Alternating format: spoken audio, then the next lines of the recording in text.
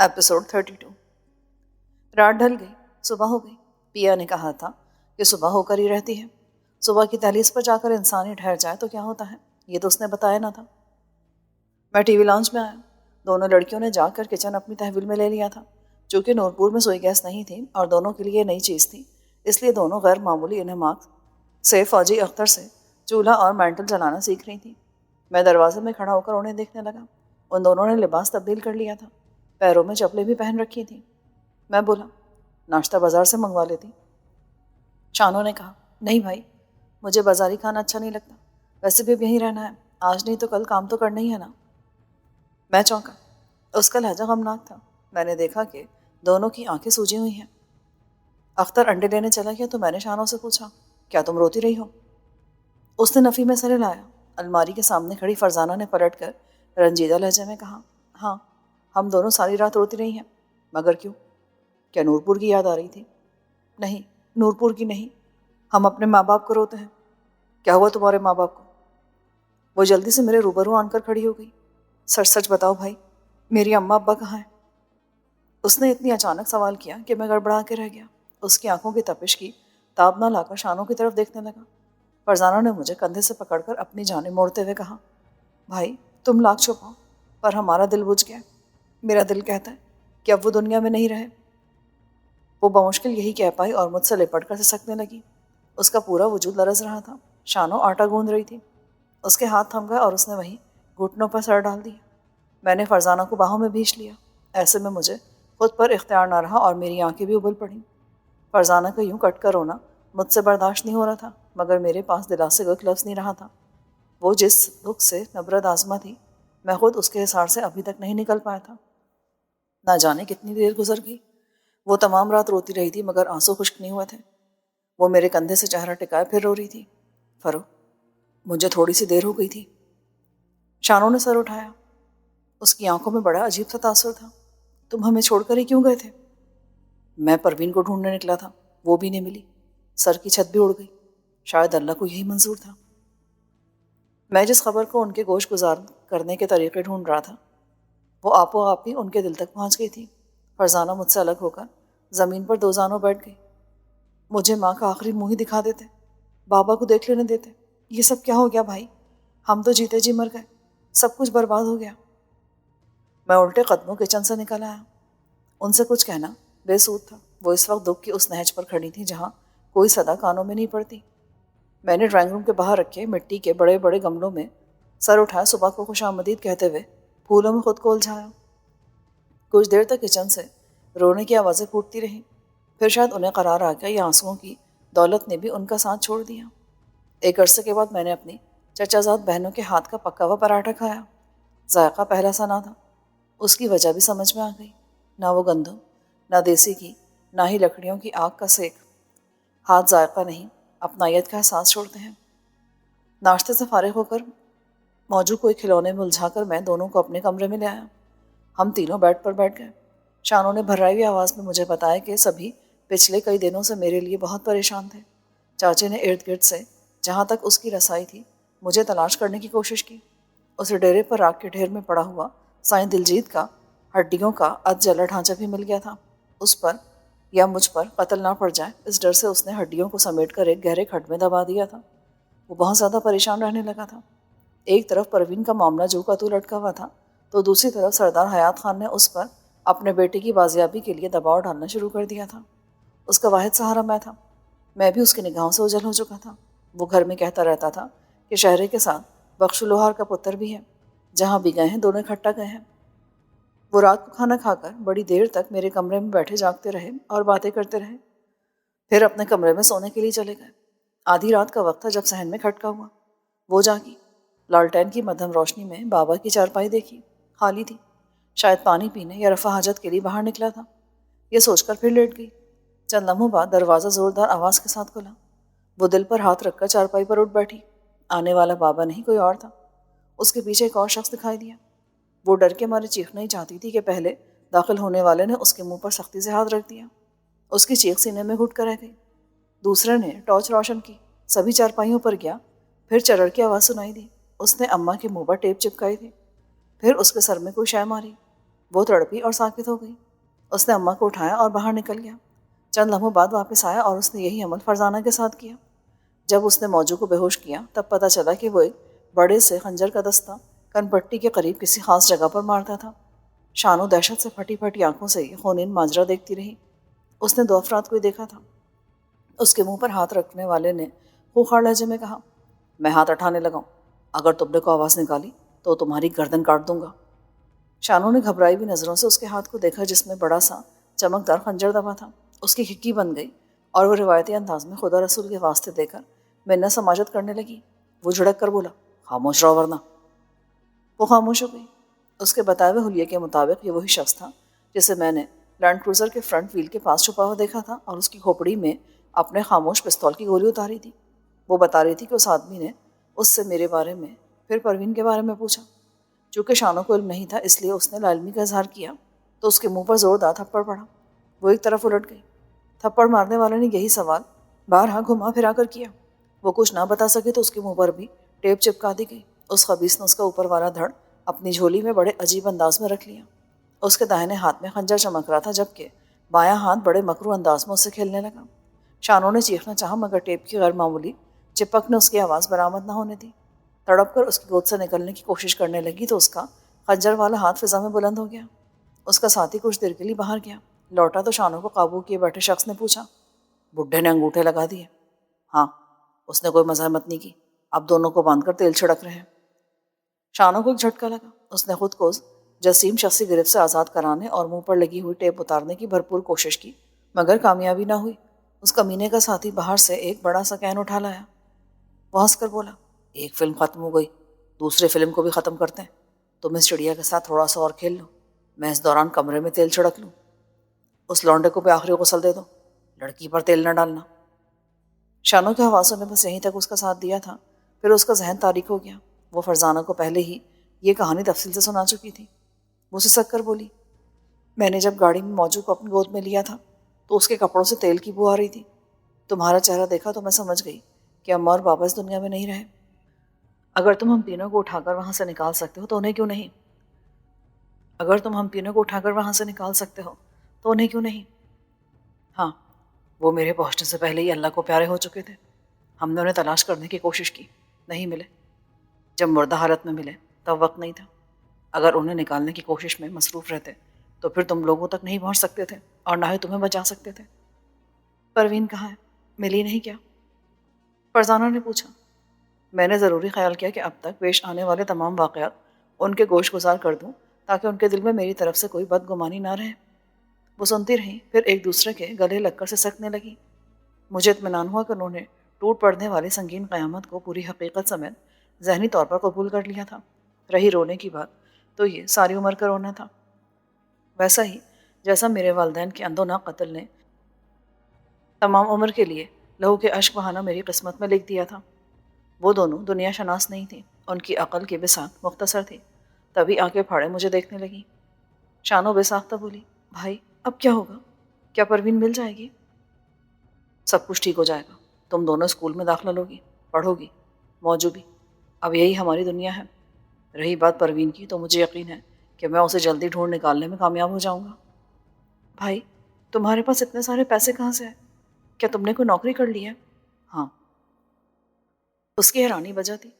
ہم نے زندگی میں کبھی اتنے پیسے نہیں دیکھے تھے جتنے گزشتہ مختصر سے دورانیے میں ہم نے خرچ کر دیے تھے۔ دونوں بہنوں کو جہاں ماں باپ کی ناوقت اور غیر متوقع موت کا دکھ لاحق تھا وہاں یہ قلق بھی ان کا خون چوس رہا تھا کہ جوان اولاد کے ہوتے ہوئے ان کے والدین بے گور و کفن دنیا سے رخصت ہوئے تھے۔ پتہ نہیں ان کی نماز جنازہ اور تدفین کی گئی تھی یا کمرے میں بھڑک اٹھنے والی آگ نے سب کچھ جلا کر خاکستر کر دیا تھا۔ ایک پریشانی یہ بھی تھی کہ غزالہ اور پھپھی کبرا کس حال میں ہوں گی، کیا ان پر کوئی افتاد تو نہیں آن پڑی تھی؟ ابھی ہم باتیں کر ہی رہے تھے کہ موجو دوڑتا ہوا کمرے میں آن گھسا اور ہمیں خاموش ہونا پڑا۔ موجو کو یہ گھر بڑا پسند آیا تھا اور اس نے ماحول کی تبدیلی کا منفی اثر نہیں لیا تھا۔ خدا جانے شانو اور فرزانہ نے اسے کس طرح مطمئن کیا تھا۔ ماں باپ کی فوتگی کے بارے میں آگاہ کیا تھا یا نہیں، بہرحال وہ اپنی طفلانہ مستی میں پوری طرح گم تھا۔ میں نے فون پر میرو شاہ سے رابطہ کیا، سجاول کے بیٹے وحید کا حال دریافت کیا تو اس نے مجھے بتایا کہ اس کا ایک کارندہ وحید کو لاری اڈے پر بس میں بٹھا کر کنڈکٹر کے ذمے لگا آیا تھا کہ اسے چوک قریشی اتار دے۔ اس نے یہ احتیاط برائے کار رکھی تھی کہ وحید کوٹھی کی لوکیشن اور راستوں کے بارے میں کچھ نہ جان سکے۔ کھالے اور پیا نے آنا تھا مگر کسی وجہ سے نہیں آ پائے۔ اختر میری ہدایت پر اخبار لے آیا تھا۔ لڑکیاں اپنے کام میں مشغول ہو گئیں تو میں نے ایک مرتبہ پھر اختر کو بازار روانہ کیا۔ اسے الیکٹریشین کو پکڑ لانے اور کیبل کنیکشن چالو کروانے کا ٹاسک دیا تھا۔ اس کے جانے کے بعد میں نے اخبار اپنے سامنے بستر پر پھیلا لیا۔ کافی عرصے بعد میں اخبار پڑھ رہا تھا۔ مجھے جس خبر کی تلاش تھی وہ بیک پیج پر مل گئی۔ 4 کالمی خبر کا متن بینا وہی تھا۔ نورپور گاؤں پر ڈاکوؤں کا حملہ۔ جائیداد کے تنازع میں بھتیجے نے اپنے بدنام زمانہ اشتہاری ساتھیوں کی مدد سے سگے چاچا چاچی کو آگ لگا کر زندہ جلا دیا۔ 2 لڑکیوں اور 1 لڑکے کو اغوا کر لیا۔ نورپور کے باسیاں اور پولیس نے مل کر انہیں پکڑنا چاہا تو ڈاکوؤں نے فائر کھول دیا۔ فائرنگ کے تبادلے میں 4 انتہائی مطلوب اشتہاری ڈاکو ہلاک، جبکہ ان کا سرغنہ مغویان کو لے کر فرار ہونے میں کامیاب ہو گیا۔ خبر کے بقیہ میں اسی بات کو توڑ مروڑ کر پیش کیا گیا تھا۔ میں نے ایک طویل سانس پھیپھڑوں میں اتاری اور اخبار رکھ دیا۔ شکر ہے کہ اخبار والوں کو میری کوئی تصویر نہیں ملی تھی، ورنہ وہ بھی چھپ چکی ہوتی اور میرے لیے نیا مسئلہ کھڑا ہو جاتا۔ میرے تمام پر ڈاکیومنٹس اسی کمرے میں تھے جس میں قیامت کی آگ بھڑکی تھی۔ میرے فوٹو البم بھی جل چکے ہوں گے۔ اگر کچھ بچا بھی تھا تو اس راکھ کے ڈھیر میں سے تلاش کر کے نکال لینا ہر کس و ناقص کے لیے ممکن نہیں تھا۔ پولیس نے جائیداد کے تنازع کی نہایت فضول اور بےہودہ کہانی گھڑی تھی۔ میری اور پروین کی وراثت ایک کھنڈر نما مکان تھا جس میں سوائے پرانے سامان اور سوراخ والے بھڑولے کے کچھ بھی نہ تھا۔ زرعی اراضی نہیں تھی۔ میرا باپ اپنی موت سے 6-7 سال قبل فریدن خان نامی شخص کے ہاتھ اپنی جائیداد فروخت کر چکا تھا۔ اسی زمین کو بعد میں ٹھیکے پر لے کر کاشت کرتا رہا تھا۔ میرے باپ سونے بلوچ کے مرنے کے بعد زمین پر اس کے مالک فریدن نے کسی اور کو مزارہ بٹھا دیا تھا۔ چاچا چراغ دین کی جائیداد سے میرا پروین کا کوئی تعلق واسطہ نہیں تھا۔ چاچے کا وارث موجود تھا۔ اس کی 2 بیٹیاں فرزانہ اور شبانہ تھیں جو سبھی زندہ اور سلامت تھے۔ کیبل نیٹ ورک کمپنی کے الیکٹریشین نے آ کر کیبل کنیکشن لگا دیا اور ٹی وی کی گوناگو اسکرین روشن ہو گئی۔ میں کچھ دیر تک مقامی نیوز چینل چلا کر بیٹھا رہا مگر شاید میری مطلوبہ خبر پرانی ہو جانے کی وجہ سے پس منظر میں چلی گئی تھی۔ سپہر کو موجو کو ساتھ لے کر گلگشت کی آوارہ گردی پر نکلا۔ میں اس علاقے سے اجنبی نہیں تھا۔ اس کالونی سے ملحقہ شہر کے ایک معروف کالج میں پڑھتا رہا تھا۔ ان دنوں ہاسٹل سے نکل کر اسی کالونی میں گھومنے پھرنے کے لیے شام کو نکلنا میرے معمول کا حصہ ہوا کرتا تھا۔ یہ ایجوکیشنل ایریا تھا۔ یہاں نہ صرف بہت سے اسکول اور کالجز واقع تھے بلکہ تعلیمی بورڈ اور بڑے بڑے بک سینٹر بھی موجود تھے۔ یہاں رہائش پذیر لوگوں کی اکثریت شعبہ تعلیم سے وابستہ تھی۔ کالجوں کے ہاسٹلز میں ایڈمیشن نہ مل پانے والے اسٹوڈنٹس مل کر اسی کالونی میں کوئی مکان کرائے پر لے لیتے تھے۔ میں نے گلی اور محلے کا اثر نو احتیاطاً جائزہ لیا۔ یہ خاصی کشادہ گلی تھی۔ پوری گلی میں کوئی خالی پلاٹ نہیں تھا۔ مین روڈ جسے عرف عام میں بوسن روڈ کا نام دیا جاتا تھا یہاں سے زیادہ دور نہیں تھا۔ 100-150 میٹر کے فاصلے پر گول چوک تھا جہاں ضرورت زندگی کی تمام دکانیں موجود تھیں۔ میں بڑے عرصے کے بعد اس چوک اور اس سے ملحقہ دیوان باغ کو دیکھ رہا تھا۔ موجود نے دنیا کی یہ گہما گہمی اس سے پہلے کبھی نہیں دیکھی تھی، اس لیے وہ بڑا ایکسائٹڈ ہو رہا تھا۔ میں نے فراغت کا فائدہ اٹھاتے ہوئے ایک بک سینٹر سے کچھ کتابیں خریدیں اور اس سے قریب ترین واقع اسکولوں کے بارے میں بھی معلومات حاصل کر لی۔ مین روڈ پر جا کر کچھ دیر اس عظیم و شان کالج کی درختوں میں چھپی ہوئی عمارت کو عجیب یاس آمیز نظروں سے دیکھتا رہا جس میں زیر تعلیم رہا تھا۔ یہاں سے وہ ہاسٹل دکھائی نہیں دیتا تھا کہ جس میں عرفان مرزا کی سلطنت قائم تھی۔ بعید نہیں تھا کہ وہ ابھی تک یہیں مقیم ہو کیونکہ اس کا مقصد تعلیم کا حصول نہیں تھا بلکہ اس کی ترجیحات قطعی مختلف اور منفی تھیں۔ یہ شاعرہ بڑی مصروف تھی۔ ہمہ قسم ٹریفک روا دوا رہتی تھی۔ صبح اور دوپہر کو اسکول ٹائمنگز پر تو رش میں بے تحاشا اضافہ ہو جاتا تھا۔ مجھے اس علاقے کو دوبارہ دیکھنا بہت اچھا لگ رہا تھا کیونکہ سب کچھ جو کا تو تھا۔ کوئی واضح اور غیر معمولی تغیر دیکھنے میں نہیں آیا۔ توقع سے زیادہ دیر ہو گئی تھی اور شام ڈھلنے لگی تھی۔ گھر پہنچا تو پارکنگ میں سوزوکی FX کھڑی دیکھی۔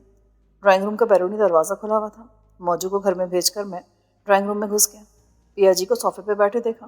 اس کے پہلو میں سرخ رنگ کی لمبی داڑھی والا پٹھان خاصا پھیل کر بیٹھا تھا۔ پیا جی کے ساتھ اس کی آمد میرے لیے حیرانی کا باعث تھی۔ وہ حلیے سے الیکٹرانکس کا 2 نمبر گھریلو سامان بیچنے والا لگ رہا تھا۔ یہ لوگ گلی گلی گاؤں گاؤں گھوم پھر کر اشیاء بیچتے تھے۔ ان کا ٹریڈ مارک ان کی موبائل دکان اور 3 گنا نرخ تھا جو لین دین کے دوران کم ہو جاتا تھا۔ اس کی 2 جزوی موبائل دکان فرش پر ڈھیر تھی۔ میں نے تعجب سے اسے دیکھا۔ خیال آیا کہ شاید لڑکیوں نے کچھ خریدنا ہو اور پیسے نہ ہونے کے سبب پٹھان کو ڈرائنگ روم میں بٹھا دیا ہو یا پیا نے کچھ خریدنا ہو اور اسے گھیر کر لے آیا ہو۔ میں اندرونی دروازے کی طرف بڑھا تو اس نے مجھے مخاطب کیا، اوے کھوچے کا بچہ، ادھر آؤ۔ مخصوص ٹوپی اور اس میں باہر کو نکلی ہوئی سرخ لٹیں، سرخ داڑھی مونچھیں اور ڈھیلا ڈھالا اخوانی لباس جس پر 8 گز کی چنوں والی پگڑی چھائی ہوئی تھی۔ پٹھانوں کا روایتی ٹوٹا پھوٹا لہجہ، مگر اس کی آواز نے مجھے چونکا دیا۔ میں پلٹا اور اس کے قریب آ گیا۔ جیسے اس کی آواز مجھے آشنا لگی تھی، ایسے اس کی شکل بھی آشنا محسوس ہوئی۔ جب میں نے اسے غور سے دیکھا تو بے اختیار میرے لبوں پر مسکراہٹ تیر گئی۔ افغانی گیٹ اپ میں کھالا تھا جو ایک آنکھ مخصوص انداز میں دبا کر مسکرا رہا تھا۔ وہ سوانگ بھرنے میں کامیاب رہا تھا کیونکہ اس کے بہروپ نے مجھ جیسے قریبی شخص کی نظروں کو بھی دھوکہ دے دیا تھا۔ میرے لبوں سے بے اختیار نکلا، ابے بخشو لوہار کے پتر، یہ تم کیا بنے بیٹھے ہو؟ نورپور میں سارا دن اسی حلیے میں گزار کر آئے ہوں، کوئی مائی کا لال نہیں پہچان پایا۔ اس نے سچ کہا تھا۔ میں نے تعریفی نظروں سے اسے پھر پیا جی کو دیکھا۔ یہ پیا کا کمال ہوگا، ہے نا؟ وہ مسکرا دیا۔ ہاں، اس جیسے اور بھی کئی ہنر میں نے سیکھ رکھے ہیں۔ میرو شاہ نے تمہاری ٹریننگ بھی میرے ذمہ لگا رکھی ہے۔ گھر کے بکھیڑوں سے نکلو گے تو میری شاگردی میں آ جاؤ گے۔ ایک دم فرسٹ کلاس ماسٹر بنا دوں گا تمہیں، فکر نہ کرو۔ اسی دوران اختر نے چائے سرو کر دی۔ پیا جی سے کچھ تبادلہ خیال کیا، پھر ڈرائنگ روم سے چلا گیا۔ میں حیرانی سے خالے کو دیکھ رہا تھا، اس کے باوجود کہ اس کا رنگ گورا نہیں تھا، وہ پٹھانی لگ رہا تھا۔ داڑھی بالکل اصلی لگ رہی تھی۔ خالہ بولا، اب کیا نظر لگانے کا ارادہ ہے؟ او یار، تجھے دیکھ کے یقین نہیں آ رہا۔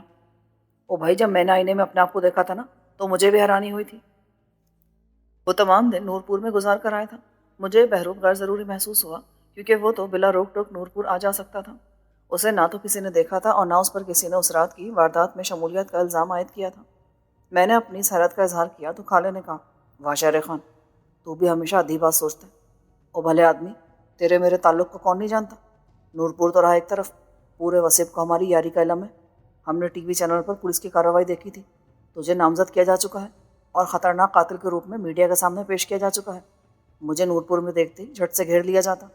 حیات خان اور وریام خان پکڑ کر میری فوری مرمت کر دیتے کہ بتا وہ خطرناک قاتل شہریار اور شہرا کہاں ہیں۔ پھر اچھا، تو معاملہ یہاں تک پہنچ چکا ہے۔ خیر، جو ہوگا دیکھا جائے گا۔ تم بتاؤ، کیسا رہا تمہارا دورہ؟ اس نے سگریٹ نکالی، سلگائی اور لمبا کش لے کر بولا، میں صبح 9 بجے کے لگ بھگ نورپور پہنچ چکا تھا اور اس نے تفصیل سے اپنی کارگزاری بیان کرنا شروع کر دی۔ اسے عقیل نے نورپور والی پلی پر کار سے اتار کر واپسی کی راہ پکڑ لی تھی۔ میرو شاہ کسی اور کو بھی بھیج سکتا تھا، مگر جو معلومات خالہ جمع کر سکتا تھا کوئی اور نہیں کر سکتا تھا، کیونکہ خالہ گھر کا بھیدی تھا اور بڑی آسانی سے لنکا ڈھا سکتا تھا۔ اس نے پٹھانوں کے سے انداز میں گلیوں کا راؤنڈ لگایا، پھر مراد بخش دیوانے کے گھروندے میں اپنا سامان فرش پر رکھ کر پڑاؤ کیا۔ وہ بھی دوسرے تمام لوگوں کی طرح خالے کو پہچاننے سے قاصر رہا تھا۔ خالے نے تنہائی میں اس پر اپنا بھید آشکار کیا اور تسلی سے نورپور کے حالات پر گفتگو کی۔ پھر وہ سامان بیچتے ہوئے اپنے گھر گیا۔ وہاں سے بھی اسے بہت سی باتیں معلوم ہوئیں۔ اپنے گھر والوں کو اس نے سبق رٹایا جو انہوں نے نورپور کے لوگوں کے سامنے بارہا پڑھنا تھا۔ خالے کو اپنے گھر کے بعد بھی کئی جگہوں پر جانا تھا۔ وہ گیا اور اپنا کام نمٹا کر لوٹ آیا۔ اس سے حاصل ہونے والی معلومات نے مجھے جہاں گہری سوچوں میں غرق کر دیا، وہاں کچھ حوصلہ افزا کلو بھی دیے۔ نورپور کے لوگ مجھے مظلوم سمجھتے تھے۔ تقریباً سبھی کو علم ہو چکا تھا کہ میرے گھر پر حملہ کرنے والے وہی 4 اشتہاری ڈاکو تھے جن میں سے 2 کی لاشیں مزار کے احاطے سے ملی تھیں، جبکہ 2 کے جلے ہوئے ڈھانچے کمرے میں سے پولیس کو دستیاب ہوئے تھے۔ لوگوں نے از خود یہ اندازہ قائم کر لیا تھا کہ میں عین وقت پر وہاں پہنچ گیا تھا اور اپنی بہنوں اور بھائی کو نکال کر لے گیا تھا۔ انہیں یہ بھی شبہ تھا کہ میرے ساتھ خالہ بھی جیپ میں موجود تھا جب میں نے کالے بزدار کو بلا کر راستہ چھوڑنے کا کہا تھا، مگر کسی نے بھی یہ بات پولیس کے کانوں تک نہیں پہنچائی تھی۔ چونکہ سردار حیات خان اور وریام خان پولیس پارٹی کے ساتھ ساتھ تھے، اس لیے چند خاص لوگوں کے سوا کسی کو بھی پولیس تک رسائی حاصل نہیں لینے دیتے تھے۔ بخت خان نے اس تمام کارروائی میں کوئی دخل نہیں دیا تھا۔ سردار حیات خان کے دارے پر 2 پولیس کانسٹیبل تمام دن موجود رہتے تھے۔ وہ اس طاق میں تھے کہ شہریار نظر آئے تو وہ اسے دبوچ لیں۔ چاچے کی جائیداد حاصل کرنے کے لیے 2 افراد کے قتل اور 3 افراد کے اغوا کا مقدمہ تھانہ چوک قریشی میں درج کیا گیا تھا اور مجھے اس میں نامزد مجرم ٹھہرایا گیا تھا۔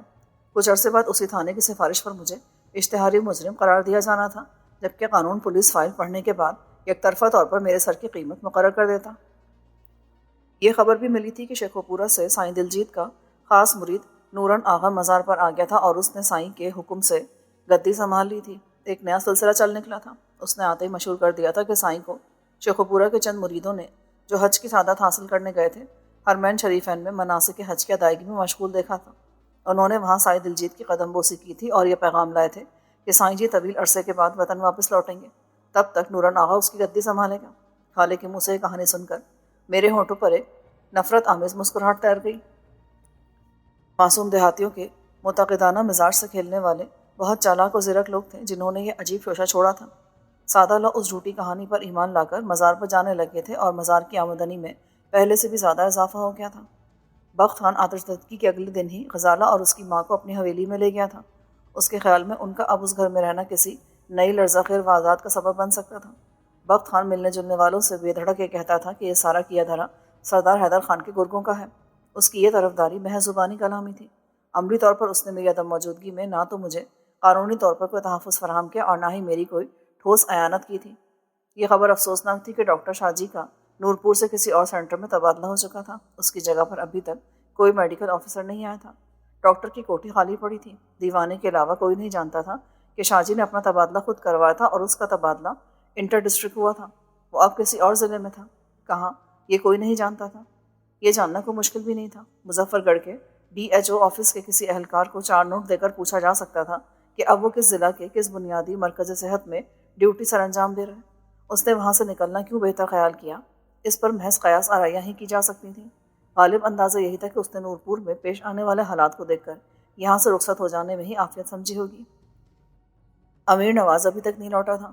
سردار حیات خان سمیت پورے گاؤں نے اپنے تئیں یہ طے کر لیا تھا کہ وہ اور پروین دونوں ملی بھگت سے گاؤں سے فرار ہوئے تھے اور انہوں نے شہر جا کر شادی کر لی تھی۔ اب والدین کے ڈر سے دونوں نے واپس نہ آنے کا تہیہ کر لیا تھا۔ حیات خان کو اپنی ویگن کے لیے ڈرائیور مل گیا تھا، مگر شہریار تک پہنچنے کے لیے اسے کھالے کی تلاش تھی۔ اس نے بخشو لوہار سے سختی سے کھالے کے بارے میں پوچھا تھا، مگر بخشو نے حلف دے کر گلو خلاصی کروا لی تھی۔ ایک اور خانزادہ سردار یارن خان بھی نورپور پہنچ گیا تھا۔ وہ اس مرتبہ 3 ماہ تک گاؤں میں رہنے کے ارادے سے آیا تھا۔ حسب معمول اس کے ساتھ گھر کا کوئی فرد نہیں آیا تھا۔ 2 گن مین اور ایک خدمتگار اس کے ساتھ تھے۔ ہر مرتبہ یہی لوگ ہوتے تھے جو یہاں موجود 2 نوکروں کے ساتھ مل کر اپنے خان کی خدمت کیا کرتے تھے۔ خالے نے اس کی ایک جھلک دیکھی تھی۔ وہ پہلے کی طرح چاق و چوبند اور پرکشش تھا۔ اس پر ماہ و سال کی گرد نہیں پڑی تھی۔ یہ امر خالے کے لیے باعث حیرت تھا۔ خالے نے بڑی محنت کی تھی، خطرہ مول لے کر بہت کارآمد معلومات اکٹھی کی تھی۔ جب وہ خاموش ہوا تو میں نے کہا، دیوانہ نے میرے بارے میں پوچھا تھا تو کیا وہ تجھے بھول سکتا ہے؟ جو ہی اس نے مجھے پہچانا سب سے پہلا سوال یہی کیا تھا اس نے۔ وہ بڑا دکھی ہو رہا تھا۔ اس نے جمعے کے دن ملتان آنے کا وعدہ کیا تو میں نے اسے قلعہ کوہنہ پر 3 بجے کا ٹائم دے دیا۔ وہ تو یہ بھی کہہ رہا تھا کہ شہرے کو بولنا میری یا میرے خون کی ضرورت ہو تو بتانا، جان ہتھیلی پر رکھ کر آؤں گا اور یار کے قدموں میں نچوڑ کر رکھ دوں گا۔ میری چھاتی پھیل گئی۔ دل کو عجیب طمانینت اور احساس تفاخر کا احساس ہوا۔ اللہ اسے سلامت رکھے۔ میری قسمت میں تو اب شاید نورپور میں رہنا لکھا ہی نہیں۔ دانا پانی اٹھ گیا وہاں سے کھالے، مگر میں نے سے کبھی سوچا نہیں تھا۔ او مرد کبھی ایسی مشکلوں کا سامنے ہتھیار نہیں ڈالتا۔ میں جانتا ہوں کہ تجھے ملنے والا دکھ بہت بڑا ہے، پر یہ بھی جانتا ہوں کہ رونا اور افسوس کرنے سے حالات نہیں بدلتے۔ کیوں پیا جی؟ ہاں بھائی، سچ ہے کہ یہاں تو رات کے پنجے سے دن کا اجالا چھیننا پڑتا ہے۔ کھانا تیار ہونے کی اطلاع اختر نے دی تھی۔ ہم نے پیٹ بھر کر کھانا کھایا۔ خالے نے شانو اور فرزانہ سے ملنے کی خواہش کا اظہار کیا۔ میں نے اسے گھر میں لے جا کر ان تینوں سے ملوا دیا۔ خالے نے انہیں تسلی دی۔ شانو نے پوچھا، اماں اور بابا کی نماز جنازہ ہوئی تھی؟ خالے کی آنکھیں بھر آئیں۔ ہاں میری بہن، ان کی ہڈیوں کو غسل بھی دیا گیا اور دفن بھی کر دیا گیا۔ اب تم لوگ کلام پاک پڑھ کر ان کی روح کو ایصال ثواب دو، اس کے سوا اور کوئی چارہ نہیں۔ دونوں آنسو بہاتی رہیں۔ انہوں نے غزالہ اور پھپھی کبرا کے بارے میں بھی پوچھا، پھر اپنی سہیلیوں کی خیر خیریت دریافت کی اور فرمائش کی کہ جب دوبارہ نورپور جانا ہو تو ان سب کو سلام دینا۔ رات کے 9 بج چکے تھے جب دونوں نے رخصت چاہی۔ پیا نے جاتے ہوئے میرا کندھا تھپتھا پایا۔ جب مناسب سمجھنا فون کر کے مجھے بلا لینا، میں تمہیں لینے کے لیے آ جاؤں گا۔ کچھ سیکھ لوگے تو زندگی بھر کام آئے گا۔ اور ہاں، میرو شاہ کا حکم ہے کہ اپنی حفاظت کیا کرو۔ اس کے کہنے پر میں تمہارے لیے ٹھاکے شاکے لے آیا ہوں۔ کسی وقت بھی ضرورت پڑ سکتی ہے، اور اس گھر کو دشمن کی نظر سے ہمیشہ کے لیے پوشیدہ رکھنے کی کوشش کرنا۔ ہم جیسے لوگوں کا کوئی گھر نہیں ہوتا، کیونکہ گھر بہت بڑی کمزوری ہوتی ہے۔ کمزوری پر دشمن ہاتھ ڈالنے کو بےتاب رہتا ہے۔ اگر اللہ گھر سے نواز دے تو خون دے کر اس کی حفاظت کرنا پڑتی ہے، سمجھے؟ میرے جبڑے بھیج گئے۔ زندگی میں 2 نشیمن اجڑتے دیکھے تھے، تیسرے کو جلتا ہوا نہیں دیکھنا چاہتا تھا، مگر آنے والے وقت کے بارے میں کچھ کہا نہیں جا سکتا تھا۔ میرا دھیان پہلے ایک مرتبہ اس طرف گیا تھا، مگر میرے پاس اسلحہ نہیں تھا۔ سوچا تھا کہ میرو شاہ سے رابطہ ہونے پر کہوں گا، مگر پھر یاد نہیں رہا۔ پیا نے FX کی پچھلی سیٹ کے نیچے سے ایک شارٹ گن، ایک ولایتی ریوالور اور کافی مقدار میں گولیاں نکال کر میرے حوالے کر دیں۔ شارٹ گن کی مزل پر سائلنسر کی مخصوص فٹنگ دکھائی دے رہی تھی۔ گھر کے ماحول پر مسلط موت کی سنگینی میں کافی حد تک کمی واقع ہو چکی تھی، مگر ابھی تک فضا بڑی سوگوار تھی۔ دونوں لڑکیوں کے چہرے بجھے ہوئے تھے اور وہ زیادہ وقت جا نماز پر گزارتی تھیں۔ ممکن تھا کہ ان کے دلوں میں ابھی تک خوف بیٹھا ہو اور ماحول سے ایڈجسٹمنٹ کا مسئلہ بھی درپیش ہو، کیونکہ اتنے قلیل وقت میں نہ تو وہ کوئی دوست بنا سکتی تھی اور نہ ہی کسی ہمسائے گھر سے راہ و رسم پیدا کر سکی تھی۔ رات کی طویل اور خنک خاموشی اور سوچوں کے مہیب تانے بانے جن کا نہ تو کوئی انت تھا اور نہ ہی کوئی نصب العین۔ میں ہموار چھت پر نظر جمائے آندہ کے لاہ عمل کے بارے میں غور و خوض کرتا رہا، چونکہ میں ابھی تک نہ تو خود مختار تھا اور نہ ہی میری کوئی حیثیت تھی، اس لیے از خود کچھ بھی کرنے کی اہلیت نہیں رکھتا تھا۔ اگر مجھے میرو شاہ اور میڈم کا ساتھ میسر نہ ہوتا تو اب تک میں یا تو بے دردی سے قتل کر دیا گیا ہوتا یا جیل کی سنگلاخیوں کا شکار ہو چکا ہوتا۔ میں سردار حیدر خان اور اس کے غنڈوں کا مقابلہ کرنے کے قابل نہیں تھا۔ میں تو سردار حیات خان اور وریام خان کا بھی سامنا نہیں کر سکتا تھا۔ حیدر خان تو پھر بہت بڑا فرعون تھا جو انسانی زندگیوں کی ڈوریوں سے کھیلنے کا عادی تھا اور جو سوچتا کر گزرتا تھا۔ نورپور میں میرا سب سے بڑا ہمدرد اور مخلص دوست ڈاکٹر منور علی شاہ تھا جو وہاں سے رخصت ہو گیا تھا۔ میرے اور خالے کی عدم موجودگی میں نورپور کے بدلتے ہوئے حالات نے شاید اسے مایوس کر دیا تھا اور اس نے یہ انتہائی قدم اٹھانے پر اسے مجبور کر دیا تھا۔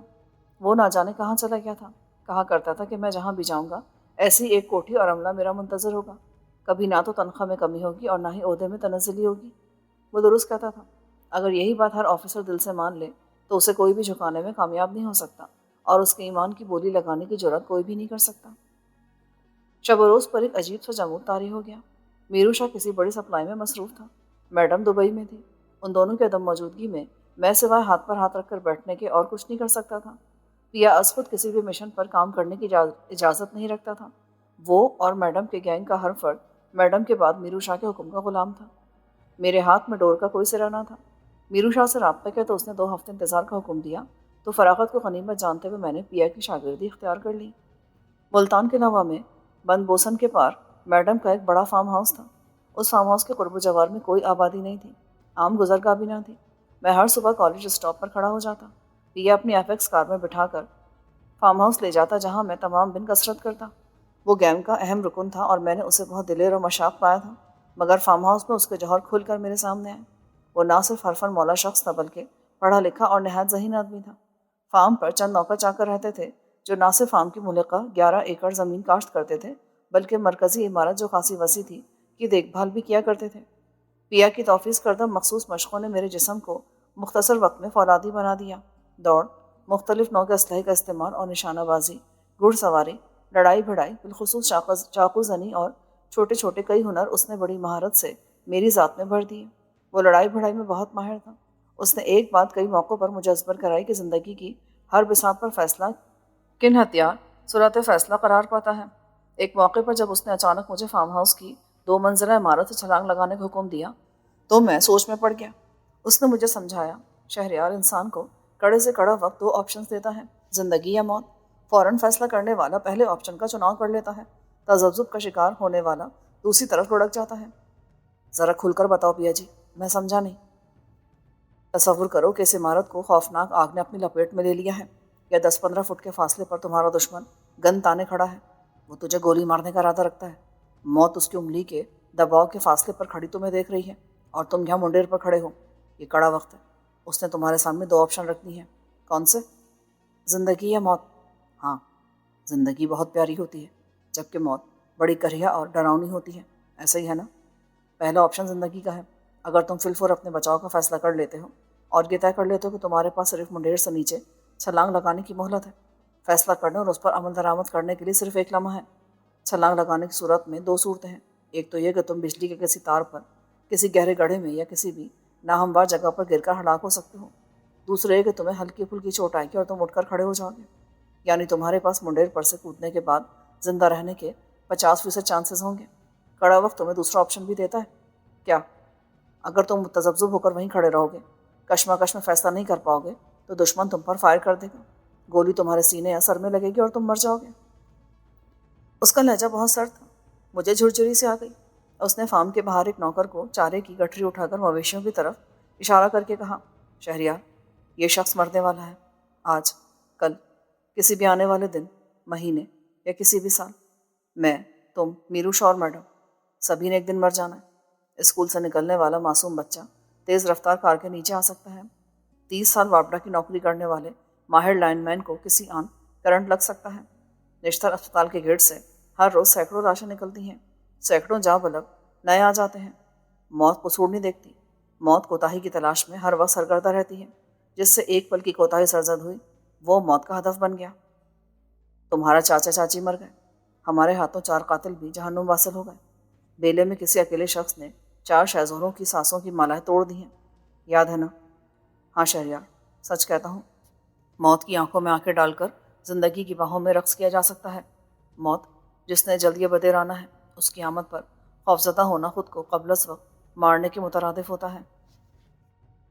بولو، کیا میں نے غلط کہا؟ نہیں. اگر میڈم یا میرو شاہ مجھے ٹارگٹ دیں کہ فلاں شخص کا صبح کے سورج سے ناطا ختم کر دو تو میرے دل میں پیدا ہونے والا ہمدردی کا مادہ یا موت اور قانون کا ڈر مجھے کمزور کر دے گا. میں اسے قتل نہیں کر پاؤں گا. میں محاذ پر ہلاک کر دیا جاؤں گا یا ٹارگٹ دینے والے کی نظروں میں گر جاؤں گا.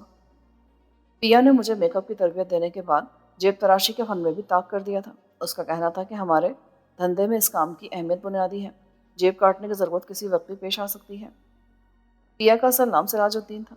6 فٹ کے قریب قد، کثرتی اور گٹھا ہوا بدن، بیک وقت نہایت مزاحیہ اور سرد مزاج اور بے تحاشا پھرتی اس کی شخصیت کا امتیازی خاصہ ہے. اس کے بقول اس کا دنیا میں کوئی نہ تھا، جبکہ وہ میڈم اور میرو شاہ کا معتمد خاص تھا.